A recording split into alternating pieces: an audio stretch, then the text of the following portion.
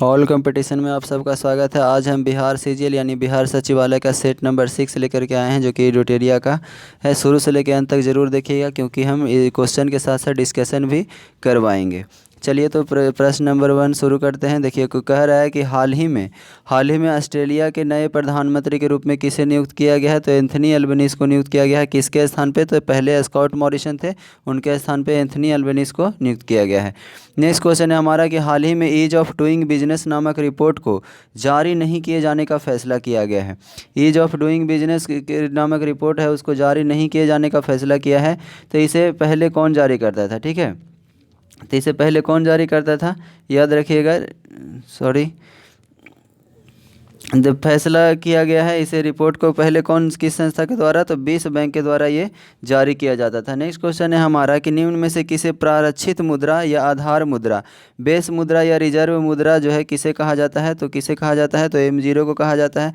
अब हम बात कर लें कि M3 को क्या कहा जाता है। तो M3 को व्यापक मुद्रा कहा जाता है। व्यापक मुद्रा किसे कहा जाता है? तो M3 को कहा जाता है। नेक्स्ट क्वेश्चन है हमारा कि मध्याह्न भोजन योजना मिड डे मील स्कीम की शुरुआत किस वर्ष की गई है। तो मिड डे मील के स्कीम की शुरुआत कब किया गया है? 1995 में किया गया है। और ये क्लास जो है, ये क्लास कितने से? तो क्लास 1 to 8 के बच्चों के लिए जो है, क्लास 1 से 8 तक के बच्चों के लिए जो है ये किया गया था। नेक्स्ट क्वेश्चन हमारा आज़ादी के अमृत महोत्सव अधिकृत रूप से कब प्रारंभ किया गया है। तो आज़ादी का अमृत महोत्सव अधिकृत रूप से कब प्रारंभ किया गया है? तो ये किया गया है 12 मार्च 2021 को किया गया है। ठीक है, और ये जो है दांडी मार्च जो है, दांडी मार्च का 91वां जो है वर्षगांठ के अवसर पर क्या किया गया है? आज़ादी के अमृत महोत्सव का शुरुआत किया गया है कब? तो 12 मार्च 2021 को किया गया है। नेक्स्ट क्वेश्चन है हमारा कि विश्व बैंक ने भारत की अर्थव्यवस्था को 2022 में कितने प्रतिशत दर से बढ़ाने का अनुमान लगाया गया है? तो 7.5% की दर से बढ़ाने का अनुमान लगाया गया है। नेक्स्ट क्वेश्चन है हमारा कि निम्न में से कौन सी महिला खिलाड़ी टेस्ट मैच की दोनों पारियों में अर्धशतक बनाने वाली पहली भारतीय एवं दुनिया की चौथी बल्लेबाज बन गई है? तो कौन बन गई है? शेफाली वर्मा। कौन बन गई है? शेफाली वर्मा बन गई है।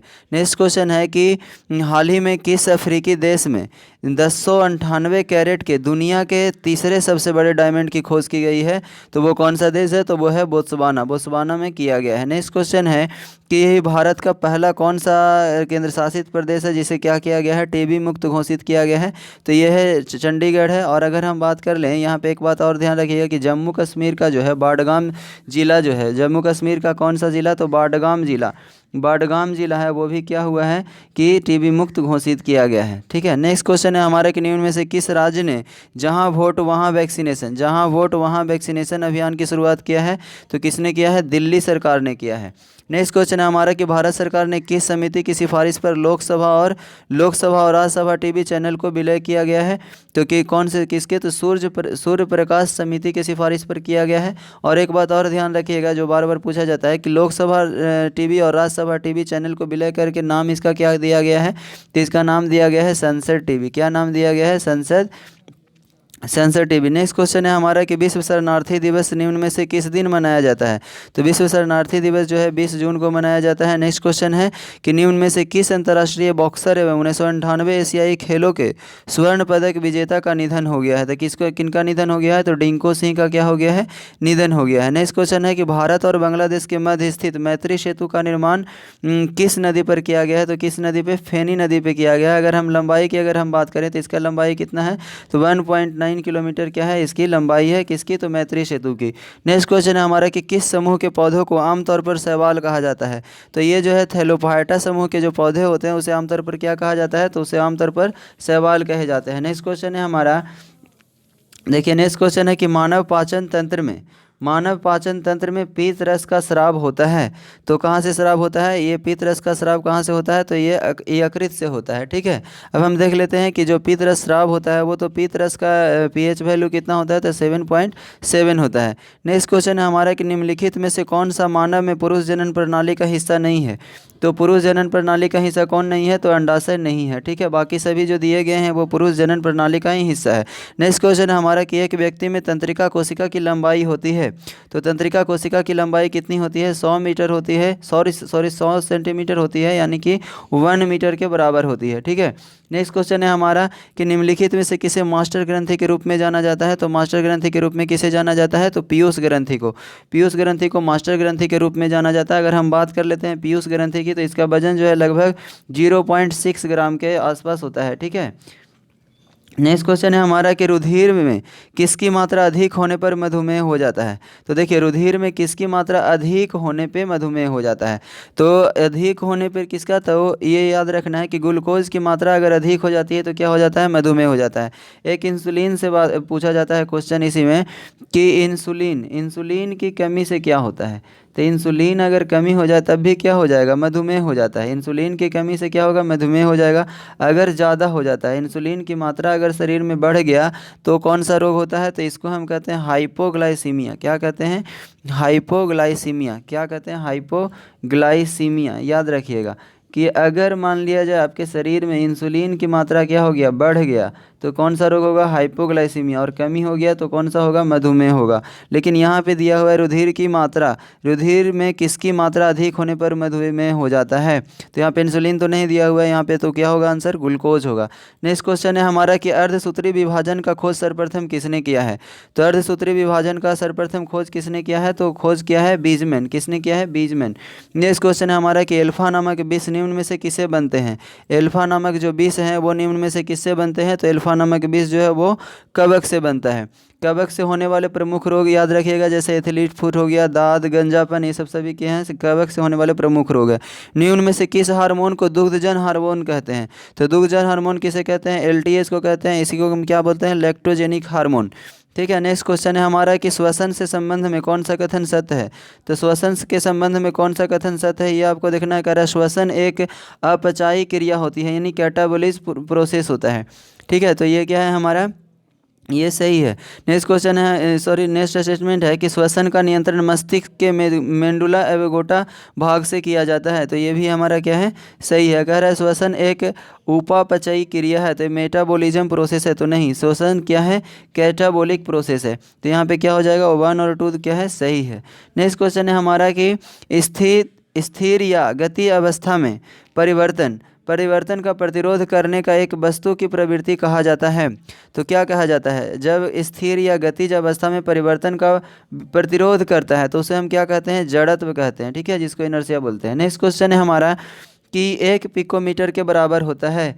तो 1 पिकोमीटर के बराबर कितना होता है, 10⁻12 मीटर होता है। नेक्स्ट क्वेश्चन हमारा कि गैल्वेनोमीटर प्रयुक्त होता है। तो गैल्वेनोमीटर प्रयुक्त होता है, किस में होता है, तो विद्युत धारा की दिशा ज्ञात करने के लिए क्या किया जाता है, गैल्वेनोमीटर का प्रयुक्त किया जाता है। ठीक है, नेक्स्ट क्वेश्चन है हमारा कि घर्षण बल कार्य करता है। तो घर्षण बल किस में कार्य करता है, तो बल के विपरीत दिशा में क्या करता है, घर्षण बल कार्य करता है। बल के विपरीत दिशा में क्या करता है, घर्षण बल काम करता है। नेक्स्ट क्वेश्चन है हमारा कि एक संपीड़ित स्प्रिंग में कौन सी ऊर्जा होती है। ठीक है, तो एक संपीड़ित स्प्रिंग में कौन सी ऊर्जा होती है, तो स्थितिज ऊर्जा होती है। ठीक है, नेक्स्ट क्वेश्चन है हमारा, देखिए ये घड़ी की जो चाबी होती है। ठीक है, घड़ी की जो चाबी होती है उसमें भी क्या होता है, तो स्थितिज ऊर्जा ही होता है।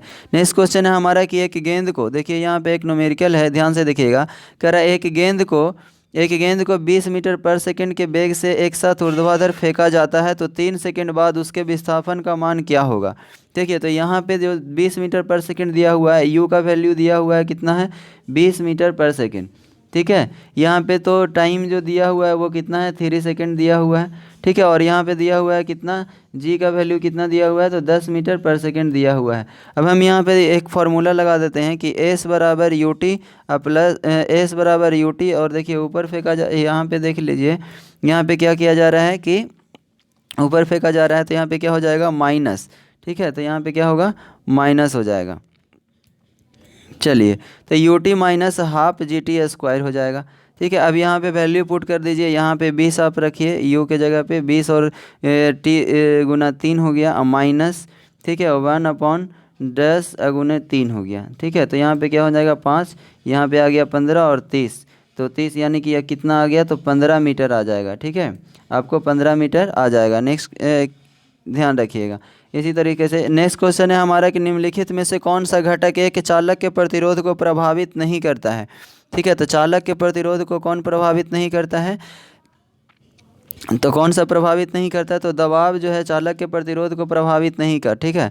पदार्थ की प्रकृति प्रभावित करेगा, लंबाई भी प्रभावित करेगा, अनुप्रस्थ काट क्षेत्रफल भी, क्रॉस सेक्शनल एरिया भी क्या करेगा, प्रभावित करेगा, लेकिन दाब जो है क्या करेगा, प्रभावित प्रतिरोध नहीं करेगा। नेक्स्ट क्वेश्चन है हमारा कि निम्न में से विद्युत परिपथ में समानांतर जोड़ा जाता है, तो विद्युत परिपथ में समानांतर किसे जोड़ा जाता है, तो ये जोड़ा जाता है वोल्ट मीटर को। किसे जोड़ा जाता है, वोल्ट मीटर को। प्रथम मगध साम्राज्य का उत्कर्ष किस शताब्दी में हुआ है, तो प्रथम मगध साम्राज्य का उत्कर्ष जो हुआ है किस शताब्दी में हुआ है, तो 6ठी शताब्दी ईसा पूर्व में हुआ है। नेक्स्ट क्वेश्चन है हमारा कि गुप्त काल में भूमि राजस्व दर क्या थी, तो भूमि राजस्व दर क्या था, तो 1/6 भाग होता था, ठीक है। नेक्स्ट क्वेश्चन है हमारा कि चंपारण आंदोलन में निम्नलिखित में से कौन संबंधित नहीं है, तो चंपारण आंदोलन में निम्नलिखित में से जयप्रकाश नारायण जो है संबंधित नहीं है। ये इनका संबंध किससे है, तो 1942 यानी भारत छोड़ो आंदोलन से संबंधित है, ठीक है। नेक्स्ट क्वेश्चन है हमारा कि बेगूसराय के चौकीदार कर के विरुद्ध आंदोलन निम्नलिखित में से किस आंदोलन का हिस्सा था, तो ये किस आंदोलन का हिस्सा था, तो ये जो है सविनय अवज्ञा आंदोलन का हिस्सा था। सविनय, ध्यान रखिएगा, बेगूसराय में चौकीदार कर के विरुद्ध आंदोलन निम्नलिखित में से किसका हिस्सा, तो सविनय अवज्ञा आंदोलन का हिस्सा था। नेक्स्ट क्वेश्चन है हमारा कि स्वराज आम जनता के लिए होना चाहिए, ठीक है। नेक्स्ट क्वेश्चन क्या है कि स्वराज जो है आम जनता के लिए होना चाहिए, केवल खास वर्गों के लिए नहीं।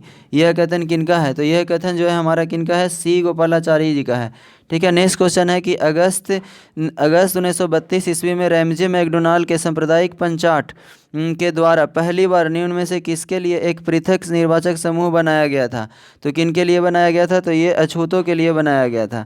नेक्स्ट क्वेश्चन है कि हड़प्पा स्थलों से मिले अनाजों में बाजरे के दाने निम्न में से किस स्थल से प्राप्त हुए हैं, तो बाजरे के दाने जो है निम्न में से गुजरात से क्या हुए हैं, गुजरात से प्राप्त हुए हैं। बाजरे के दाने कहाँ से प्राप्त हुए हैं, तो गुजरात से। सैंधव स्थलों में रंगपुर निम्नलिखित में से किस नदी पर नदी के किनारे है, तो रंगपुर जो है किस नदी पे, तो रंगपुर जो है मादर नदी पे किनारे है। सिंधु नदी के किनारे कौन कौन है, तो याद रखिएगा मोहनजोदड़ो हो गया, ठीक है। मोहनजोदड़ो और कोटदीजी, ये सभी किसके हैं, तो कोटदीजी जो है सिंधु नदी, मोहनजोदड़ो, चुनहुदड़ो और कोटदीजी कहाँ पे है, तो सिंधु नदी के किनारे है, ध्यान रखिएगा। नेक्स्ट क्वेश्चन है हमारा कि ऋग वैदिक कालीन नदियों में अस्किनी निम्नलिखित में से किस नदी का नाम है, तो अस्किनी किसका है, तो अस्किनी जो है किसका है, तो चिनाब का है, ठीक है, चिनाब है। ब्यास को क्या कहा जाता था, तो ब्यास को कहा जाता है बिपाशा, ब्यास को क्या, बिपाशा, ब्यास को बिपाशा। झेलम को क्या कहा जाता था, तो बितास्ता। झेलन को क्या कहा जाता था, बितास्ता। रावी को क्या कहा जाता था, राबू को परुसनी कहा जाता था। तो इसका आंसर अस्किनी है, अस्किनी का क्या हो जाएगा, चिनाब। नेक्स्ट क्वेश्चन है हमारा कि पूर्ण जागरण काल में चित्रकला का जनक किसे माना जाता था, पूर्ण जागरण काल में चित्रकला का जनक किसे माना जाता था, तो जियाटो को माना जाता था, ठीक है। नेक्स्ट क्वेश्चन हमारा कि भारत राज्य में विधान पालिकाओं का उच्च सदन कौन सा है, तो विधान पालिकाओं का उच्च सदन कौन सा है, तो ये है हमारा विधान पालिका परिषद। ध्यान रखना है यहाँ पे कि अनुच्छेद 169 के द्वारा जो है संसद किसी भी राज्य में जो है विधान परिषद का गठन कर सकता है। अनुच्छेद 169 से क्या है कि अनुच्छेद 169 के द्वारा संसद किसी भी राज्य में जो है विधान परिषद का क्या कर सकता है, गठन कर सकता है। नेक्स्ट क्वेश्चन हमारा कि उच्चतम न्यायालय में न्यायाधीशों की संख्या की वृद्धि करने की शक्ति किसके पास है, तो देखिए कह रहा है कि न्यायाधीशों की संख्या की वृद्धि करने की शक्ति किसके पास है, तो ये है हमारा संसद के पास, ठीक है। कह रहा है अनुच्छेद 24 क्या कहता है, ये ध्यान रखिएगा कि अनुच्छेद 124 जो है हमारा, इसके द्वारा कहा जाता है कि उच्चतम न्यायालय की स्थापना या फिर गठन या और शक्तियों का विनिमय करने के लिए विधि बनाने की शक्ति संसद के पास क्या है। यानी कि अगर उच्चतम न्यायालय का स्थापना करना हो या उसका गठन करना हो या उसके शक्तियों का विनिमय करना हो, तो इसके लिए कौन करेगा, संसद जो है विधि बनाकर कर सकता है। किसके द्वारा, तो अनुच्छेद 124 के द्वारा, तो ध्यान रखिएगा। नेक्स्ट क्वेश्चन है हमारा कि निम्नलिखित में से कौन सा विषय पंचायती राज संस्थाओं के शक्तियों के अंतर्गत नहीं आता है, तो पंचायती राज संस्थाओं के शक्तियों के अंतर्गत कौन नहीं आता है, तो देखिए ध्यान दीजिएगा कौन नहीं आता है, तो न्यायिक पुनरीक्षण जो है कि पंचायती राज संस्थाओं के अंतर्गत नहीं आता है। पंचायती राज संस्था के लिए ध्यान रखिएगा 73वां संविधान संशोधन, ठीक है। नेक्स्ट क्वेश्चन है हमारा कि भारतीय राजनीतिक व्यवस्था में कार्यपालिका किसके अधीन रहकर कार्य करती है, तो कार्यपालिका किसके अधीन रह करके कार्य करती है, तो ये ध्यान रखिएगा कि ये जो है विधान पालिका के अधीन रह करके काम करती है। नेक्स्ट क्वेश्चन है हमारा कि कानूनी विषयों पर राज्य सरकार को कौन परामर्श देता है, कानूनी विषयों पर राज्य सरकार को कौन परामर्श देता है, तो ये देता है हमको कौन, महाधिवक्ता, जिसको हम क्या कहते हैं, एडवोकेट जनरल। अनुच्छेद कितना में है, तो अनुच्छेद 165। अनुच्छेद 165 में क्या है, महाधिवक्ता का वर्णन है, यानी एडवोकेट जनरल का वर्णन है। कानूनी विषयों पर राज्य सरकार को कौन परामर्श देगा, तो महाधिवक्ता देगा। नेक्स्ट क्वेश्चन है हमारा कि भारतीय संविधान में किसके अंतर्गत पंचायती राज प्रणाली की व्यवस्था की गई है। तो पंचायती राज प्रणाली की व्यवस्था कह रहा है कि भारतीय संविधान में किसके अंतर्गत पंचायती राज प्रणाली का व्यवस्था किया गया है। तो किसके अंतर्गत किया गया है, तो राज्य के नीति निर्देशक तत्व के अंतर्गत क्या किया गया है, पंचायती राज प्रणाली का व्यवस्था किया गया है। नेक्स्ट क्वेश्चन है कि एक नया राज्य बनाने में संवैधानिक संशोधन के लिए कैसा बहुमत चाहिए। तो कैसा चाहिए, तो साधारण बहुमत चाहिए। नेक्स्ट क्वेश्चन है हमारा कि भारत में ब्लॉक स्तर पर बनी पंचायत समिति केवल, भारत में ब्लॉक स्तर पर बनी पंचायत समिति केवल क्या है, तो ये केवल जो है समन्वय और पर्यवेक्षी प्राधिकारी है। ठीक है। नेक्स्ट क्वेश्चन है कि निम्नलिखित में से कौन सा अफ्रीका महाद्वीप का सबसे ऊंचा शिखर है। तो अफ्रीका महाद्वीप का सबसे ऊंचा शिखर कौन है, तो किलिमंजारो है। कौन है, किलिमंजारो है। अफ्रीका महाद्वीप का सबसे ऊंचा शिखर कौन सा है, तो किलिमंजारो है।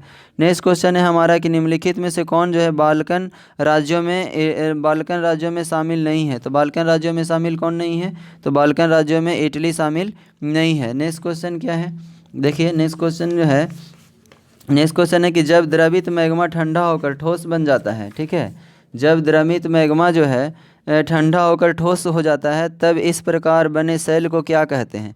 तब इस प्रकार बने शैल को क्या कहते हैं, तो आग्नेय शैल कहते हैं, और आग्नेय शैल कहते हैं। ठीक है। आग्नेय शैल को ही क्या बोला जाता है, तो प्राथमिक शैल बोला जाता है।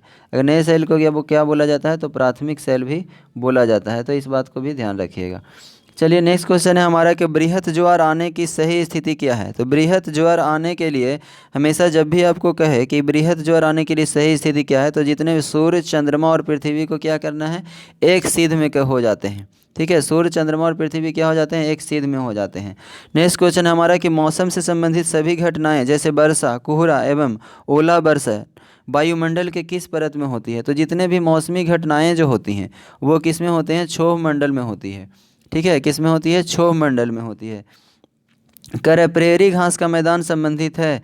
तो प्रेरी जो है, प्रेरी घास का मैदान है वो संबंधित है कब, उत्तरी अमेरिका के शीतोष्ण घास के स्थल है। ये क्या है, प्रेरी घास का मैदान जो है उत्तरी अमेरिका के शीतोष्ण घास स्थल है। नेक्स्ट क्वेश्चन है हमारा कि भारत में मृदा का सबसे व्यापक और सर्वाधिक उपजाऊ प्रकार है। तो व्यापक और सर्वाधिक उपजाऊ प्रकार कौन सा है, तो जलोढ़ मृदा है। कौन सा है, जलोढ़ मृदा। नेक्स्ट क्वेश्चन है हमारा कि हिमालय पर्वत श्रृंखला की किन दो श्रेणियों के बीच सिंधु नदी अपवाहित होती है। किन दो श्रेणियों के बीच सिंधु नदी अपवाहित होती है, तो यह है लद्दाख और जास्कर के बीच क्या होती है, सिंधु नदी अपवाहित होती है। नेक्स्ट क्वेश्चन है कि पित्तल किसकी मौजूदगी में निरंतर रहने से वायु में क्या हो जाता है, रंगहीन हो जाता है। तो किसकी मौजूदगी में, तो ये हो जाता है हाइड्रोजन सल्फाइड। क्या है, हाइड्रोजन सल्फाइड की मौजूदगी में क्या हो जाता है, पीतल रंगहीन हो जाता है। नेक्स्ट क्वेश्चन है कि निम्नलिखित में से किसे पिक्रिक अम्ल भी कहा जाता है। पिक्रिक अम्ल कहा जाता है। तो पिक्रिक अम्ल किसे कहा जाता है, ट्राई नाइट्रोफिनॉल यानी TNP को क्या कहा जाता है, पिक्रिक अम्ल भी कहा जाता है। नेक्स्ट क्वेश्चन है हमारा कि धूप चश्मों के लेंस में किस कांच का प्रयोग किया जाता है। तो धूप चश्मों के लेंस में किसका प्रयोग किया जाता है, तो क्रूक्स कांच का प्रयोग किया जाता है। नेक्स्ट क्वेश्चन क्या है, नेक्स्ट क्वेश्चन है कि गैसीय तत्वों में सबसे भारी कौन है। गैसीय तत्वों में सबसे भारी कौन है, तो रेडॉन है। कौन है, रेडॉन। नेक्स्ट क्वेश्चन है हमारा कि एल्कोहल से ईथर बनाने की विधि में उत्प्रेरक के रूप में निम्न में से किसका प्रयोग किया जाता है। तो उत्प्रेरक के रूप में किसे, गर्म एल्यूमिना का प्रयोग किया जाता है। नेक्स्ट क्वेश्चन है कि धुआं निम्नलिखित में से किस प्रकार के विलयन का उदाहरण है। तो धुआं जो है किस प्रकार के विलयन का, तो गैस में ठोस का है। किसका है, गैस में ठोस का उदाहरण है। अगर हम बात कर लेते हैं यहाँ पे कोहरा, कोहरा जो है किसका एग्जाम्पल है, और बादल जो है किसका है। ठीक है, ये भी पूछा जाता है आपसे, तो ध्यान रखिएगा कोहरा और बादल जो है किसका है, तो ये जो है गैस में द्रव का है। किस में है, गैस में द्रव का है। ध्यान रखिएगा, गैस में द्रव, कोहरा किसका है, कोहरा और बादल किसका है, तो गैस में द्रव का है। वही अगर धुआं आपसे पूछा जाए तो क्या है, गैस में ठोस का है विलयन। ठीक है। नेक्स्ट क्वेश्चन है हमारा कि निम्नलिखित में से ऑक्सीकारक तथा अवकारक दोनों जैसा आचरण करने वाला पदार्थ, ऑक्सीकारक और अवकारक दोनों जैसा आचरण करने वाला पदार्थ नहीं है, तो कौन होगा, HNO3। बाकी सभी जो हैं दोनों जैसा व्यवहार करते हैं। नेक्स्ट क्वेश्चन है हमारा कि अंतर्राष्ट्रीय दूरसंचार संघ का मुख्यालय कहाँ है। तो अंतर्राष्ट्रीय दूरसंचार संघ का मुख्यालय कहाँ है, तो जेनेवा है। नेक्स्ट क्वेश्चन है कि संयुक्त राष्ट्र संघ के सचिवालय के महासचिव को नियुक्ति कितने वर्ष के लिए की जाती है। कह रहे हैं संयुक्त राष्ट्र संघ के सचिवालय के महासचिव को नियुक्ति कितने वर्षों के लिए की जाती है, तो ये 5 वर्षों के लिए किया जाता है। नेक्स्ट क्वेश्चन है ओपेरा हाउस किस देश के राष्ट्रीय स्मारक है। ओपेरा हाउस किस देश के राष्ट्रीय स्मारक है, तो ये है ऑस्ट्रेलिया के। ठीक है। नेक्स्ट क्वेश्चन है हमारा कि विश्व रक्तदान दिवस कब मनाया जाता है। तो विश्व रक्तदान दिवस कब मनाया जाता है, तो ये मनाया जाता है 14 जून को मनाया जाता है।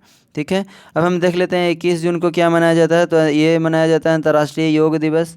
ठीक है। अंतर्राष्ट्रीय योग दिवस। अगर हम बात करें 7 अप्रैल को, तो विश्व स्वास्थ्य दिवस, विश्व स्वास्थ्य दिवस। ठीक है। और वही 17 अप्रैल को क्या है, तो दूरसंचार दिवस मनाया जाता है। क्या मनाया जाता है, दूरसंचार दिवस, दूरसंचार दिवस, विश्व दूरसंचार दिवस। ठीक है।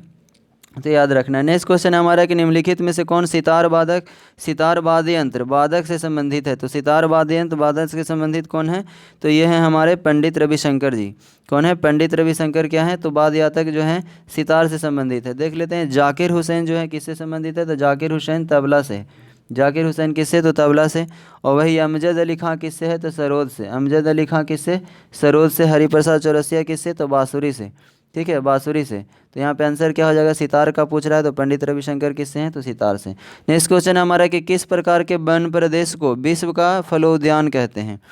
कह रहा है कि किस प्रकार के वन प्रदेश को विश्व का फलोद्यान कहते हैं। तो विश्व का फलोद्यान किसको कहते हैं, तो भूमध्य सागरीय वन को। किसे कहते हैं, भूमध्य सागरीय वन को कहते हैं। नेक्स्ट क्वेश्चन है हमारा कि आर्किड एवं ब्रोमीलायड, आर्किड एवं ब्रोमीलायड जैसे परजीवी पौधे किस प्रकार के वन में उगते हैं। तो किस प्रकार के वन में उगते हैं, तो वर्षा वन में उगते हैं। नेक्स्ट क्वेश्चन है हमारा कि वन वनस्पति जो मनुष्य की सहायता के बिना अपने आप पैदा होती है और लंबे समय तक बिना किसी मानवीय हस्तक्षेप के उगती है, इस प्रकार के वनस्पति को क्या कहा जाता है। तो इस प्रकार के वनस्पति को अछत वनस्पति कहा जाता है। नेक्स्ट क्वेश्चन है कि सूर सरोवर पक्षी विहार कहाँ है।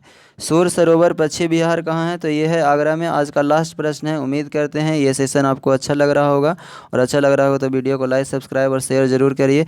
लास्ट क्वेश्चन है हमारा कि इंदिरा गांधी अभयारण्य किस राज्य में स्थित है। तो इंदिरा गांधी अभयारण्य जो है तमिलनाडु में स्थित है। धन्यवाद।